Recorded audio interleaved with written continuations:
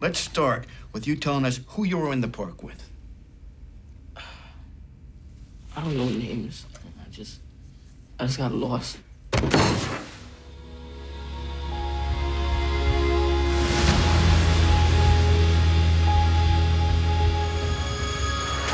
I'm not supposed to be here.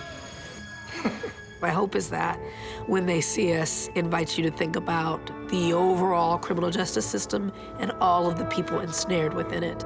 And this series invites people to think about all the millions of cases that are not dissimilar in many ways from what you'll see and when they see us.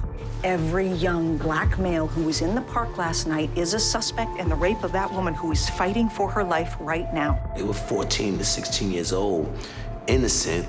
They were babies, and the next thing you know, they're in jail. I can't imagine the trauma that was inflicted on them, how they dealt with that. There's no rule book for that. Raymond saw you hit her! Who's Raymond? The criminal justice system is so broken today, yesterday, perhaps tomorrow, that I call it the criminal system of injustice. And I call it that because there's two Americas. There's two different justice systems that are in play. One where if you have the complexion for acceptance, you'll get every chance to be afforded the proper defense.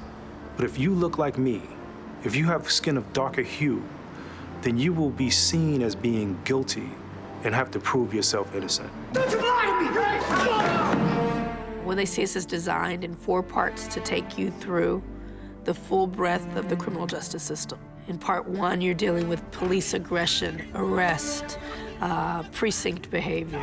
Come on, you want to take your brother home or not? Yes. Because we can keep him. I'm tired of being here. I don't want to be here anymore. Please sign it. I want to go home. Okay. I'm not gonna hurt you, Corey. I am on your side. It's a war. And the war is that this system doesn't want you to occupy a college dorm room. They don't want you to occupy a college classroom. They want you to occupy a prison cell because that's where the money's at for them. In part 2, you're dealing with the court system and bail. Almost got bail money from church, so. Ladies and gentlemen of the jury. If you don't have a lawyer who can articulate your innocence, boy, you're done. Because the system is trying to prove you guilty, and if you don't have somebody fighting counter that, you can't win. Guilty! Being on this set forces you to learn because common logic would tell you that they would not go to jail because they didn't do it. But unfortunately, our criminal justice system lets that happen way too often.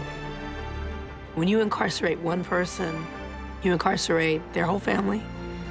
You do damage to their community, to the culture, and the more people that are ensnared in this, you do damage to a whole generation.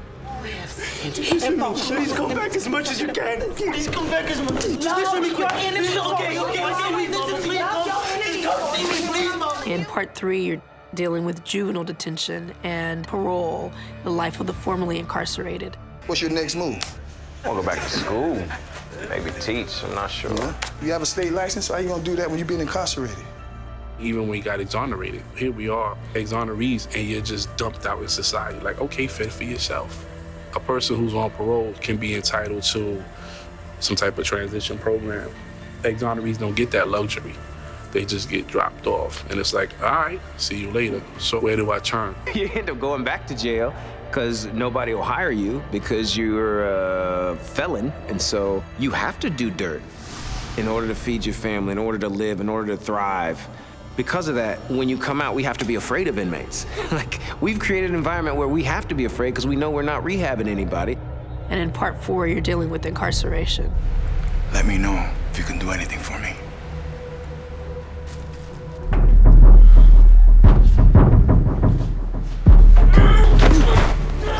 They are survivors. And there's so many survivors of this American justice system. In there, they were innocent, they got convicted, they had to stay in jail, and they survived it. What do you want people to know about Corey K. Wise? I'm a survivor. I'm just a survivor, that's all. I'm just a survivor. He's a man who's been through everything.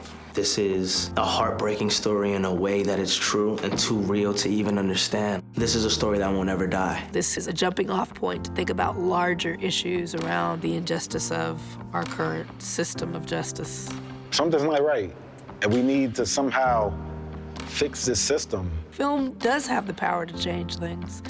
And as it relates to the prison industrial complex, as it relates to the criminal justice system, and all of the insidious behaviors that are within it, if we keep talking about it, if we keep telling and showing and sharing these stories, I believe that we get to a place where people will be intolerant of what is happening and demand change. Once you're in the system, it's hard to get out. After 7.5 years, I came out, and my thing was I just wanted to prove everybody wrong. We here. We alive. Every day we wake up and we fighting against the system. And we're fighting for those younger than us, those who are unfortunate, those who feel like there's no hope. We're here to show you that there is hope. And we're here to tell you never to give up. Fight for your freedom, young brothers and sisters. Fight for your freedom.